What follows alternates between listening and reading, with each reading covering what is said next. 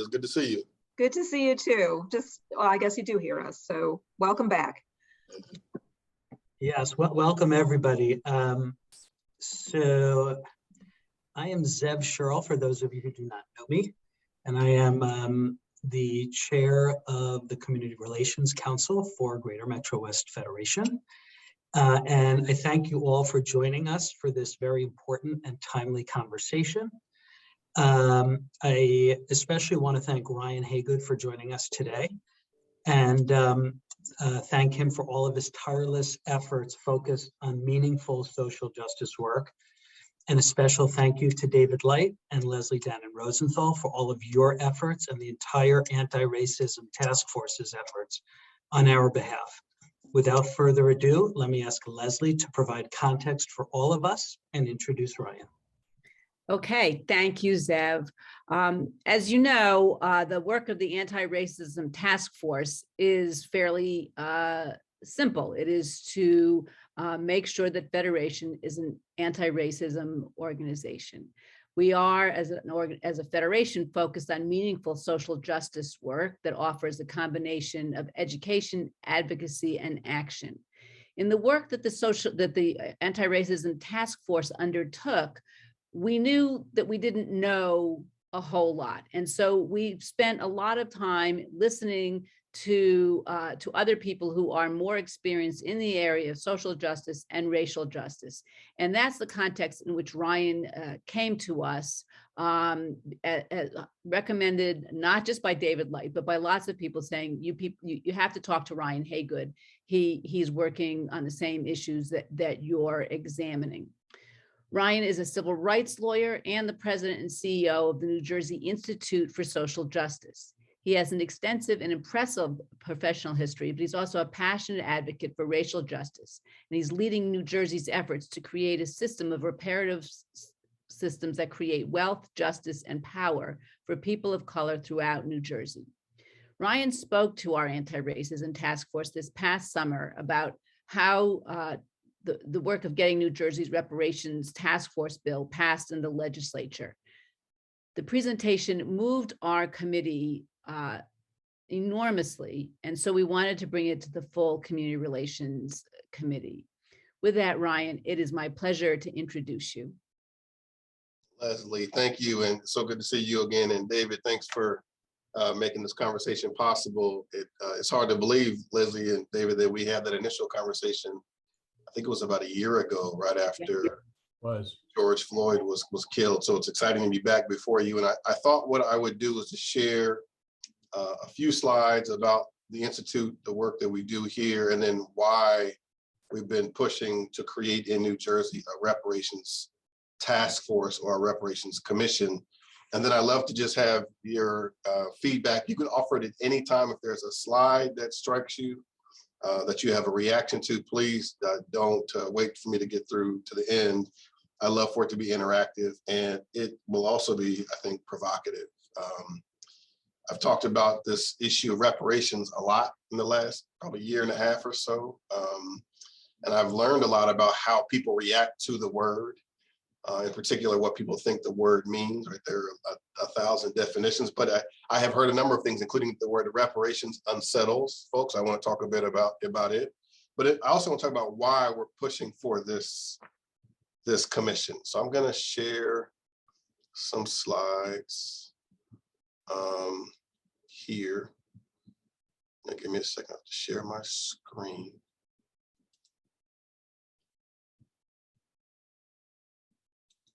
Sorry about that. You should be able to share now. Okay, no problem. Here we go. And just tell me if you can see the. Yes. Yep, we're all good. Not sure what this is all about. Can you see the security alert? Oh, there we go. All right. So this, I've been thinking a lot about this conversation, and my wife had a chance to speak at a synagogue recently, I think in Livingston, and she brought back this, the program that had this language in it that asked this question: when will redemption come? And it came from this program. and this part about the we worship. So I just wanted to read it because I was struck by it and its relevance to our conversation here. So we worship the power that unites the universe, a promise of harmony for all, yet that oneness eludes our grasp as imperfection and evil abound. Before our eyes, there is a vision of perfection, order, and goodness. There is evil enough to break the heart, and there is good enough to exalt the soul. And this piece, when will redemption come? When we grant everyone what we claim for ourselves. And in my mind, like the essence of the push for the conversation around reparations is animated by this: when will redemption come? When we grant everyone what we claim for ourselves. So at the Institute for Social Justice, which I'm really, really blessed to lead, you all know we were founded by Alan Lowenstein, who was the early partner at David's fancy law firm. I think David Lowenstein is the largest, I think it remains the largest law firm in New Jersey. That is correct. Is that correct? Yeah, the rankings actually just came out. Yeah. And, you know, and Alan Lowenstein did a bunch of things, including founding the law firm, where David is a fancy partner, but he also founded the New Jersey Institute for Social Justice 21 years ago. And our mission really is to identify what we think of as sort of structural, load-bearing walls of inequality, that if we knock them down, open up pathways to opportunity and equity across New Jersey. So this really is an image that I think captures how we think about this moment where we find ourselves, that this is a young Black boy here standing on a foundation, and the foundation is cracked. And we think a lot about how those are the cracks of structural racism.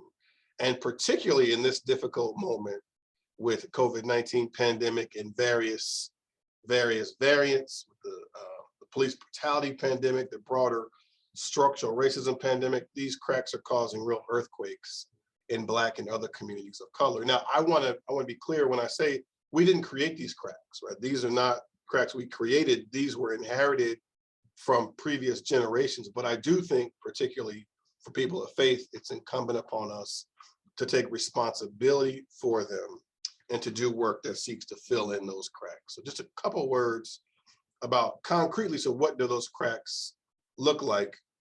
And I lift this photo up because it's a striking image of Mr. George Floyd's body, and in it are a number of powerful images, sort of quick snapshot of Black history in America. And we had our first conversation shortly after George Floyd was killed.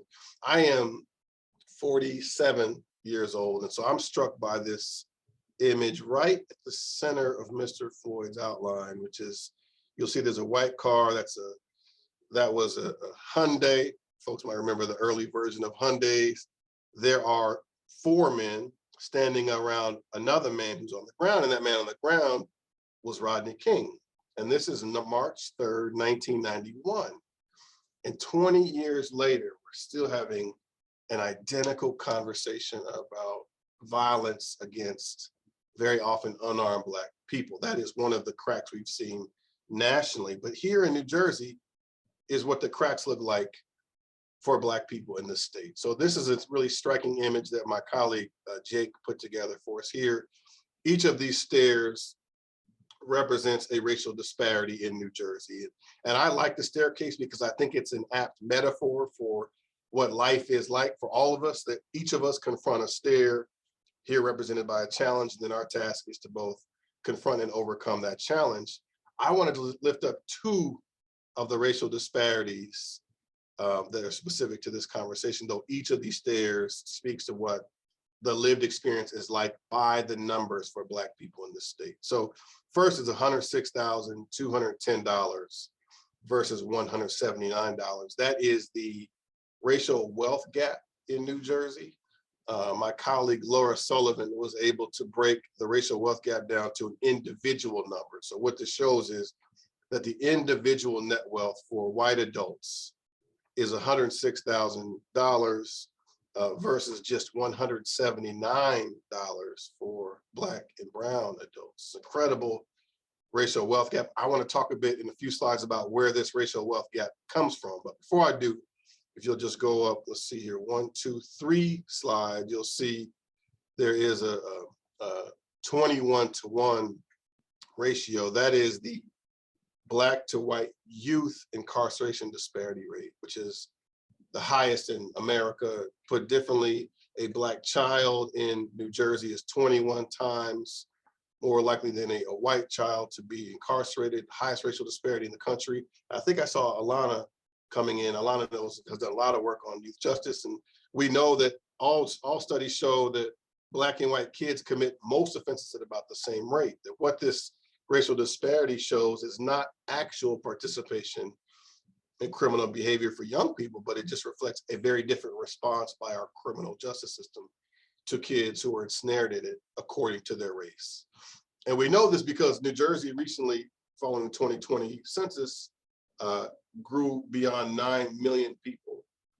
But in our state of more than 9 million people, by New Jersey's own last count, there are just 8 white kids in prison. In an admittedly small youth prison population, there are 8 white kids in prison. Now, I'm not advocating for the deeper or the greater incarceration of white kids, but what that low number shows us is that we are able to muster the kind of compassion that should attach to young people in the criminal justice system for white kids. We've not been able to do that for Black kids. So those, just hold those 2 numbers in mind. I want to say a quick story about my wife. I talked about her at the top. This is her with the A on her shirt. My wife is the principal of Avon Avenue School. David, it turns out that Alan Lowenstein went to Avon Avenue School a couple years ago before my wife was the principal. And this is a picture of her in the early part of the pandemic. She's joined by her team. You see them around her, and you'll see on the bottom left what are 125 laptop computers. So this photo captures the moment when a gentleman named Michael Rowe, who hosted a nationally syndicated show called Returning the Favor, learned about Charity and her team delivering computers to their scholars at home. Beginning of the pandemic, the superintendent here in Newark, as superintendents across the country did, urged administrators to make sure their kids could learn online at home. And so Charity did this, and Michael Rowe somehow learned about her effort. He also learned that Charity was about 125 computers short of getting each of her scholar a computer. And so he gifted, in really an incredible act of generosity and heroism, he gifted Charity $25,000. She used that money to buy the computers you see on the floor, and that was enough to get each kid at Avon Avenue School a computer.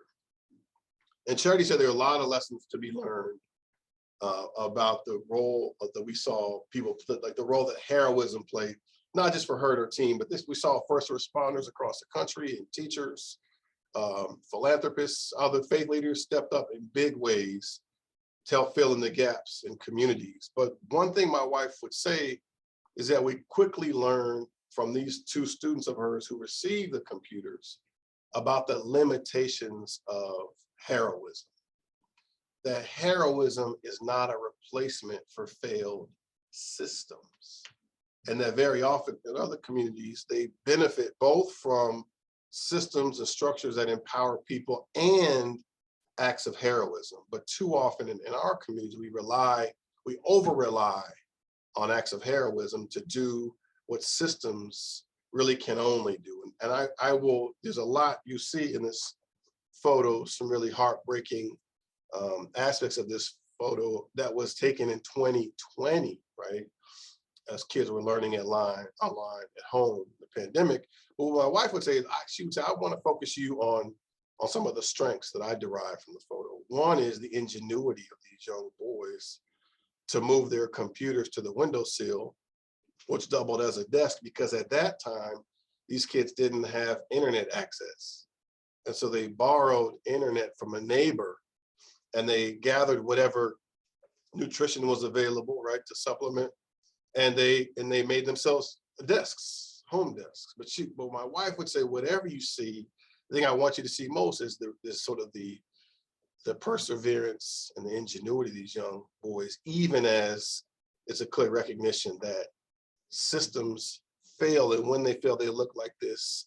Even when they're the best acts of individual heroism, they can't overcome the result of failed systems.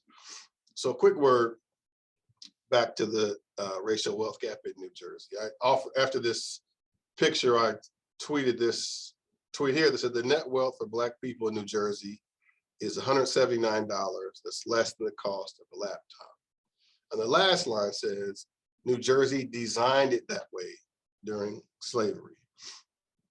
So this is a historical marker in Camden near Cooper Street Ferry, which was a major port into which enslaved Africans came. And I lift this up because when I have shown this slide before to less woke people than you all, they've been surprised that New Jersey was a state that had slavery. Very often people will say, well, Ryan, New Jersey's history shows that we have always been a beacon for democracy. It's not a place where we had slavery. And I say, actually, the history shows that slavery took root very, very deep here, very deeply here, and we continue to be shaped by and live in the shadow of and contend with the vestiges of that slavery. So I wanted to say a few words about that. So this was an ad I found that was asking for the return of a runaway enslaved man whose name was Will, though I doubt that was his actual name. And it says he was 49 years old. He was about 5'8". It said that he had a bald head, and that when he walks, he throws out his feet and toes, and he walks very wide. Then it goes on to say he is a bold, daring fellow who talks and laughs much and very loud. And what I found fascinating about that is that's an ad February 8th, 1802 in the city of Newark. I'm 47. This gentleman whom they say was named Will was 49. The only thing that distinguishes us is that we were alive at different points in time, right? In the city where I'm currently sitting talking to you, if I was alive in Newark in 1802, I could have easily been featured in this ad as Will was. We often think about these kind of ads as a Southern phenomenon, but they were a core part of our history. So on to the racial wealth gap. So my colleagues, Andrea McChristian and Laura Sullivan, who I mentioned earlier, created a report through really intensive research and writing called Erasing New Jersey's Red Lines. I'm happy to send you a copy of it or the link to it. But the premise of it is that from our founding as a colony, New Jersey created a racially exclusive system for distributing property. And that system that we created from our founding as a colony has led to the stark racial wealth gap we see today. So when we were founded, we provided each English white settling family with 150 acres of land. And we gave an additional 60 acres of land for each enslaved Black person who worked on that land. By the 1800s, more than 2/3 of all enslaved Black people in the North were held captive right here in the Garden State. And after becoming the last Northern state to end formal slavery, we developed our own form of sharecropping. We called it cottaging. So there's this direct line from the enslavement of Black people in New Jersey, going back to our founding as a colony, to sharecropping, or what we also call it cottaging, then to restrictive covenants, then to the denial of home ownership opportunities to the GI Bill for Black World War II and other returning veterans, then to Jim Crow segregation in the North. You know, we don't think a lot about Jim Crow segregation in the North, but I mentioned my wife has been a school teacher. She's a principal now. I've been a school teacher for 25 years. 3 different schools here in Newark, thousands of kids. She's never taught a white kid. She's never taught a white kid. 25 years, thousands of kids, 3 different schools in Newark South Ward, never had a white student, and she won't, right? Because of the way we design our neighborhoods. Jim Crow segregation, then redlining, then exclusionary zoning practices, then predatory lending practices, then to today's racial wealth gap. So I lift this direct line up because it's very important to acknowledge that we're not talking about slavery as an institution that happened way back then and then stopped. We continue to live with the repercussions, with the vestiges of slavery.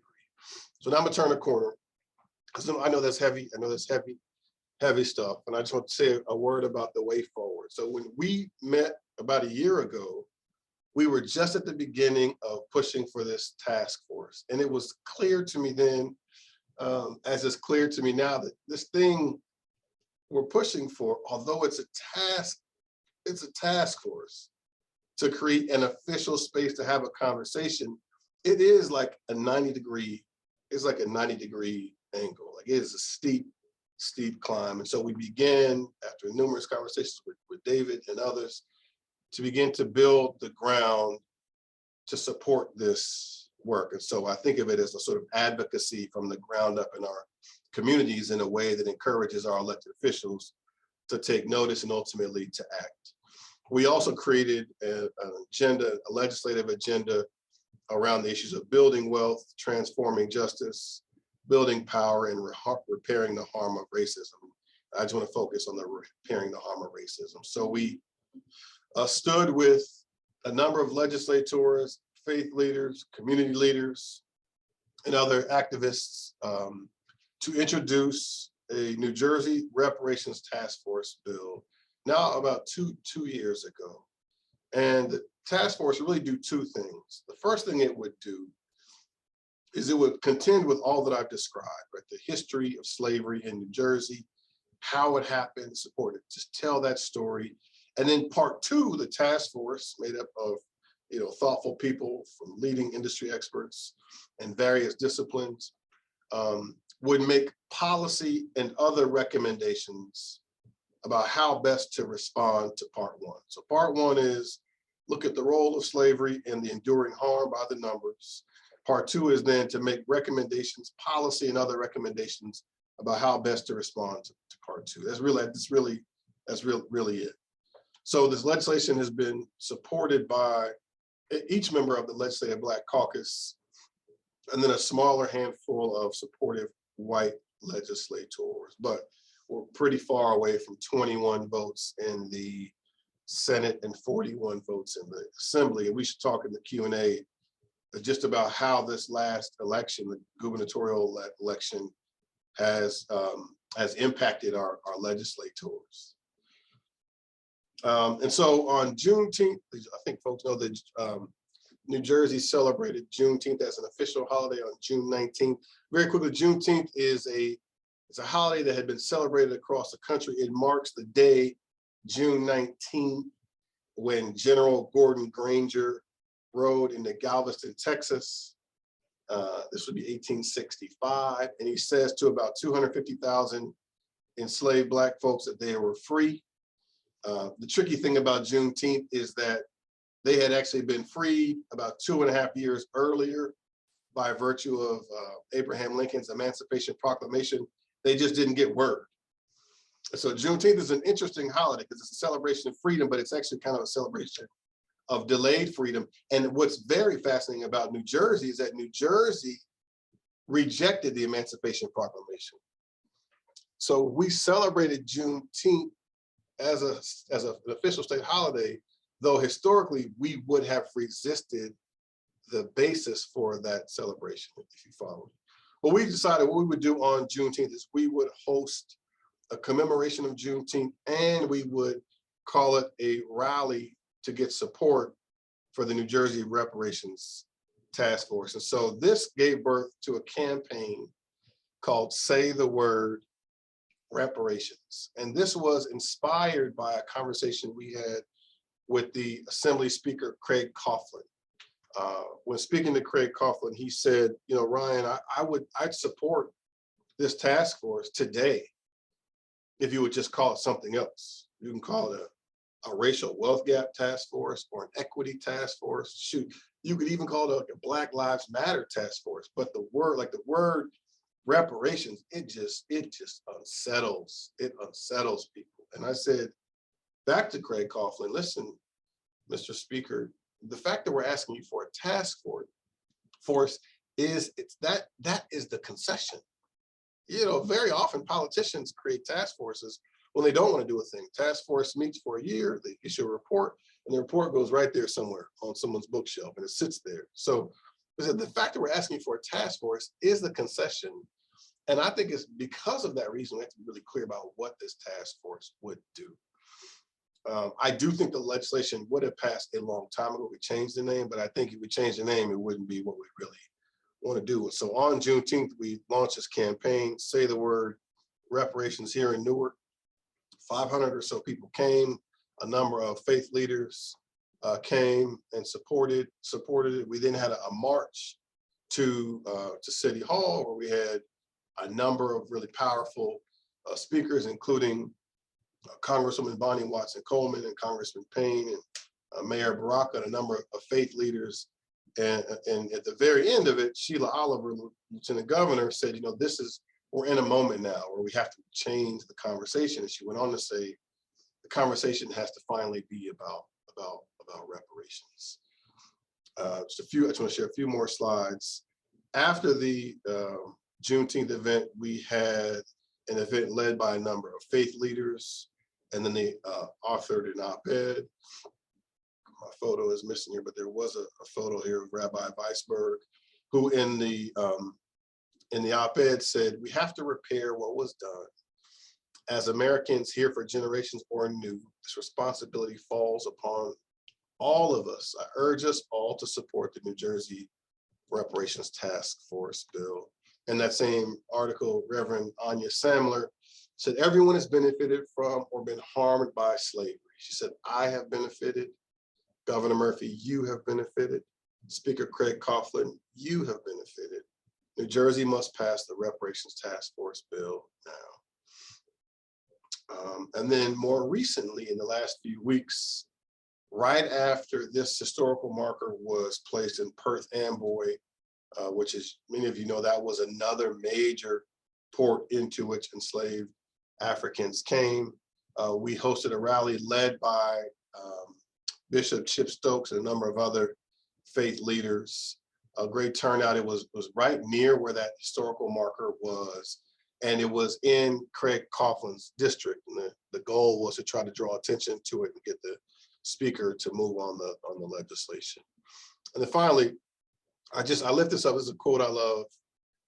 You might remember from watching the inauguration. Amanda Gorman, the poet laureate, said this: while we have our eyes on the future, history has its eyes on us. I love that, because I think that both history and the future compel us to act boldly and courageously. And this is certainly one of those issues. And I close with this quote where we started, in the middle right here, with the question, when will redemption come? When we grant everyone what we claim for ourselves. And I'll pause there. Look forward to discussing the contents and more with you now. Ryan, thanks so much. So I know it's a lot to sink in. I'm getting texts from some people saying, wow, I didn't know this, which is the point.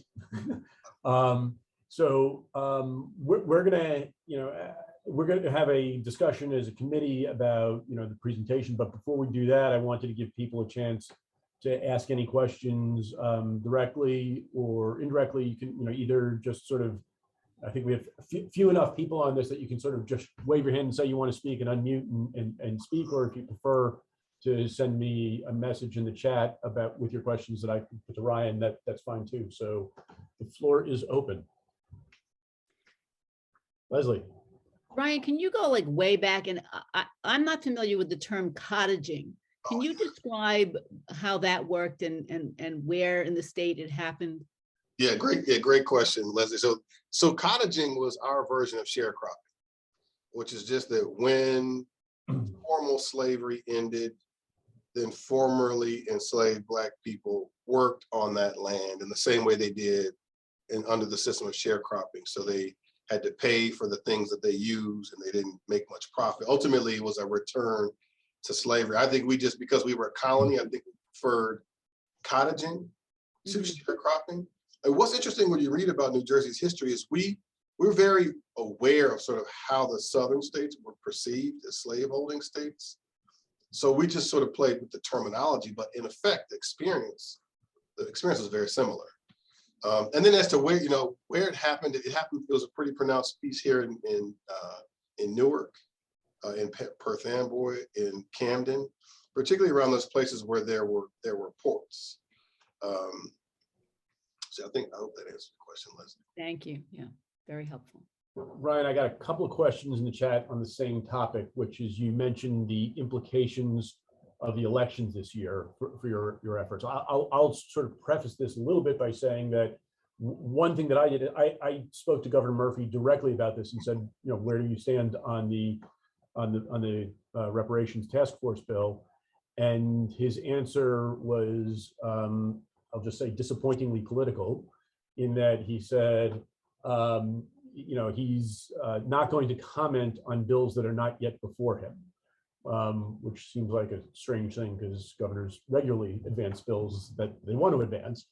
And in particular, so that I sort of took as a non-answer in the sense that I've had is that the governor, the Senate president, who is no longer going to be the Senate president shortly, which is certainly one of the things to address, and the Assembly Speaker have all basically said, we're willing to lead this as long as other people are willing to get behind it first. So my sense is everybody's waiting for somebody else to say yes, and then they are happy to lead the parade that's already marching. So yeah, David was modest in what he said, but he put this question directly to Governor Murphy. Governor Murphy, in several private conversations, has said he supports the task force in concept, but he's been unwilling to say so publicly. In fact, the day before the Juneteenth march and rally, Governor Murphy announced the creation of a wealth gap task force. And he named as his co-chairs Lieutenant Governor Sheila Oliver, who spoke the next day in support of this other bill, and Jonathan Holloway, the new head of Rutgers University, New Brunswick. So it's interesting because I think he wanted to do something, but the wealth gap task force that's not it, right? That's not it. So I think, here's the thing,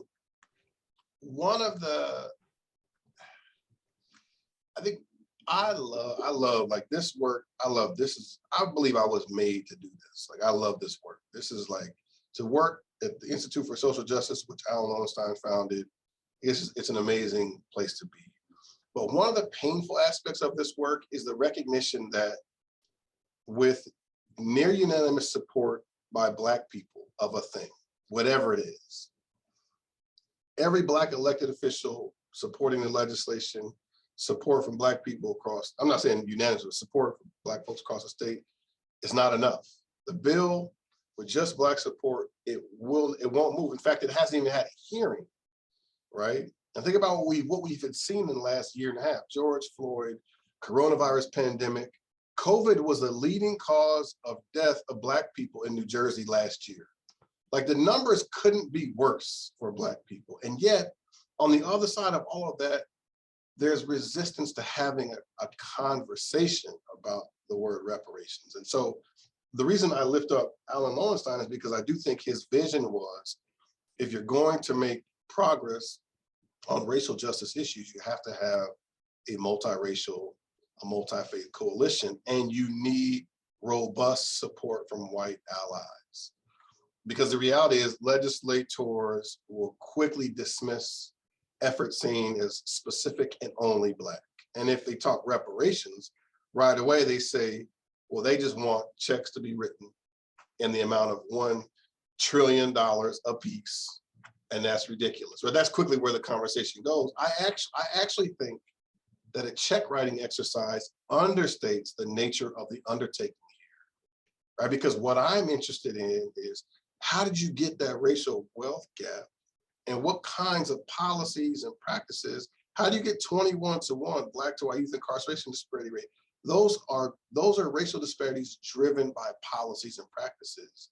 And that's really what this undertaking is. It's actually much more expansive than saying, well, how do you estimate the cost of Ryan Haygood living in Newark versus David Light living in some other city? Like, how do you, like, that's not what this is. And so what I think is very important about this is that we build, and I do think elected officials will be responsive when they see a substantial coalition, a multiracial, multi-faith coalition of partners pushing for this conversation. I don't think we can get to another moment until we finally have a conversation, and we just haven't. We have moved through the various eras without really addressing the role that race has played across the country and here in New Jersey. I saw a question from David earlier about, so there's a federal piece of legislation that was introduced by the late John Conyers, like, I don't know, 35 or more years ago. It finally had a hearing in 2019. Senator Booker and others spoke in support of it, but it hasn't moved. And the reality is, you all, like, you've been watching our Congress, our House members, our Senate, our elected senators, like, there's not a lot happening in DC right now. I do think the real promise for this kind of work is in the states. It just requires us to encourage our elected officials to be their better selves. I have a question. So you did mention that the Wealth Gap Task Force has started. So is there anything happening with that, or is it just a title, and are they? Yeah. Where are they with that? So, man, I think they will probably have a first meeting in the first quarter of 2022. And I think I don't want to dismiss. I think that it will do some good things, but when you read the executive order creating it, it talks only in passing about slavery, and it talks also in passing about race. So it's just like a general wealth gap task force. But I don't think it really gets, I think it's like as close as the governor was comfortable coming without going all the way there. And I wrote this article about it, and I talked to him about it before I wrote the article. I feel like he really, he missed the moment, right? I think he wanted to do something. He wanted to be able to speak to the wealth gap. He was coming to the end of his first term, and the numbers, like you saw, the numbers are like horrible in New Jersey, and he felt compelled to do something, but it would, in my mind, it would have been better for him to wait until the next term to do something that's actually meaningful. And I just don't think that's it. Lana, I think I saw you. Yeah. Hi, Ryan. How are you? Sorry, I was off video for a while. No problem. I had a question about, so the last time we spoke, which was, I know it was a long time ago now, it feels like, has the text of the bill changed at all? Because I feel like there were some nuances that seemed different, but maybe I missed them, as far as an examination of or a commitment to reparations. And I just was wondering how that's changed at all, and if that's affected it politically at all. No, it's the same. It's the same text. Okay. We didn't want to make any amendments to it until it started to move in the legislature. And it hasn't. I mean, it's amazing. The bill has just been, the best word is languishing. It's just been sitting there. It's like one of the most talked about bills that hasn't gone anywhere.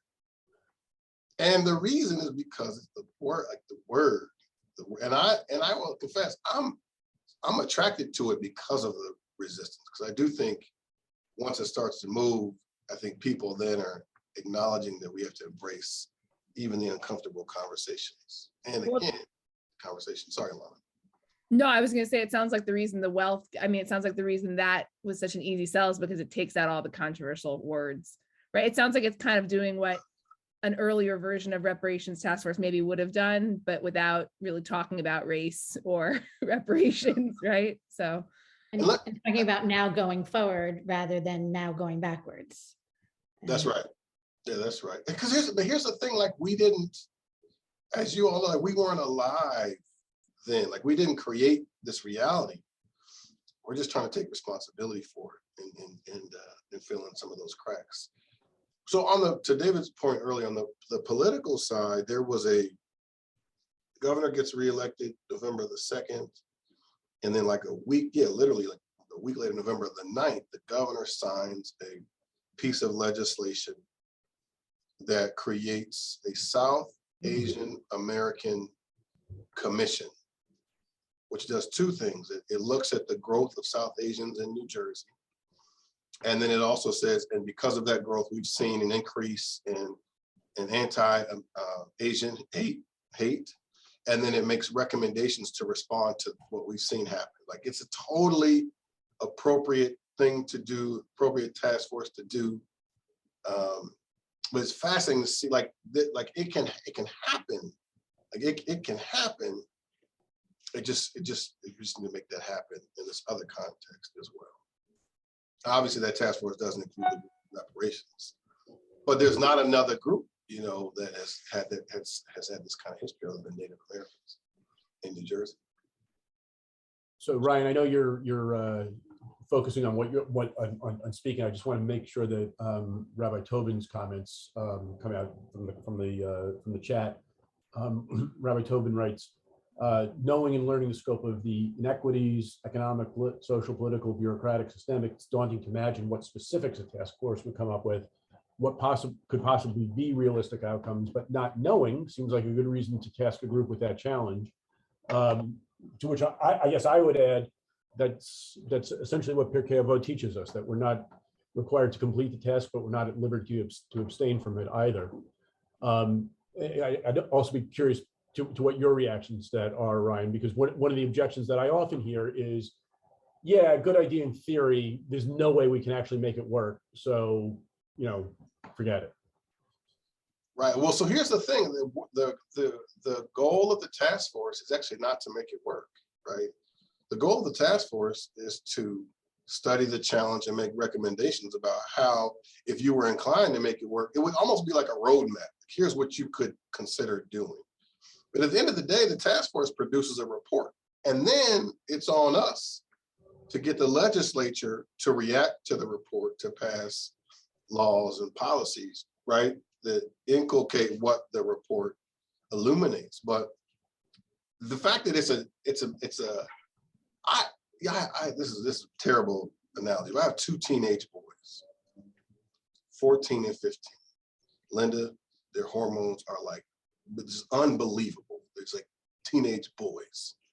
We talk about everything all the time, because they're impacted by what's happening in their bodies. But what kind of parenting would it be if I just said, I see what you're going through, but I'm just not going to talk about it because the task ahead of me, raising you two, is just too great, and it's easier just not to deal with it at all. Like, that's kind of how our elected, not a perfect analogy, but that's kind of how our elected officials have treated this bill. It's a major undertaking. And for that reason, I think it's both exciting and something we shouldn't ignore. So Linda, I know you said that you had a question, so.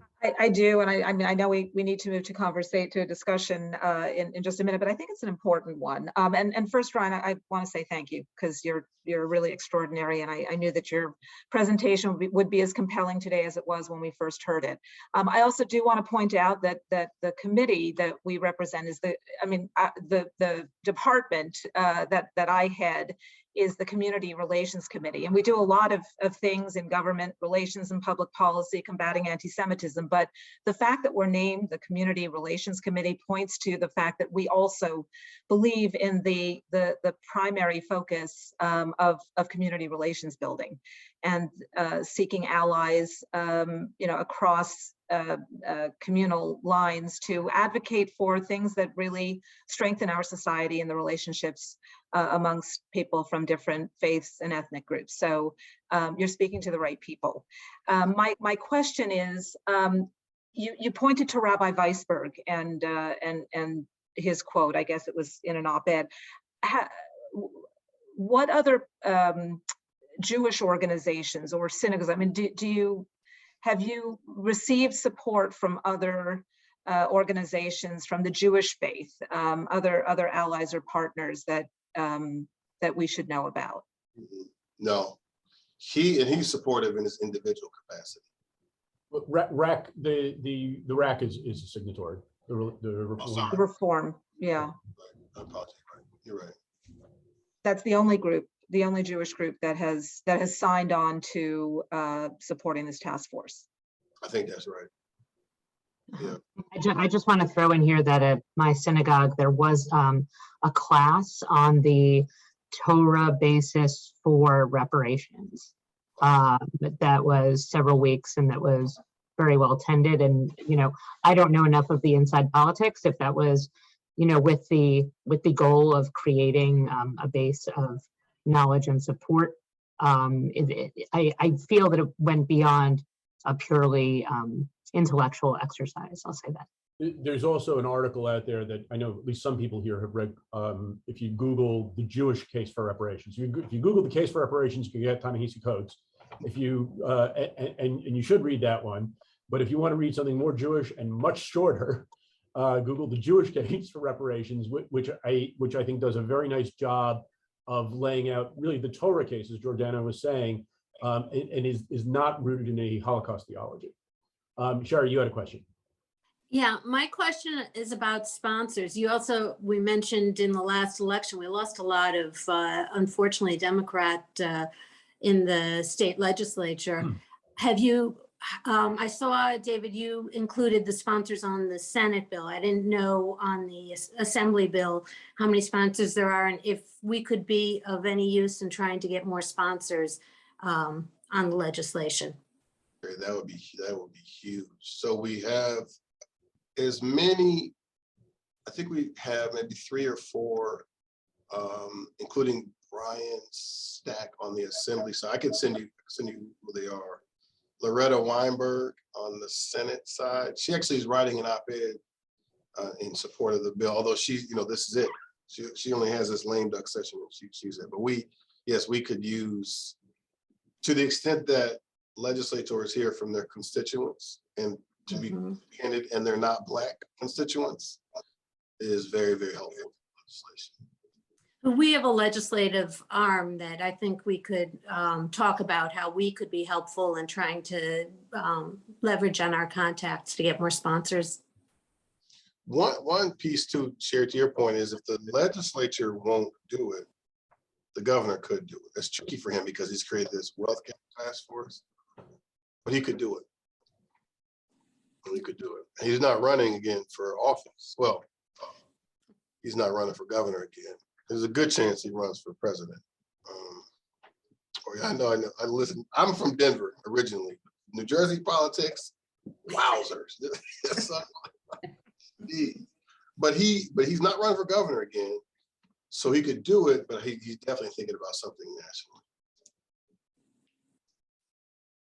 Okay, I think I'm not seeing anybody chomping at the bit for more questions, and I think we need to move to a session where we can discuss this as a committee. So, awesome. Ryan, I just want to thank you again for doing this. You know, I always feel like you have this presentation calibrated just right, and I was particularly impressed by the little tweaks that you made this time, especially putting in the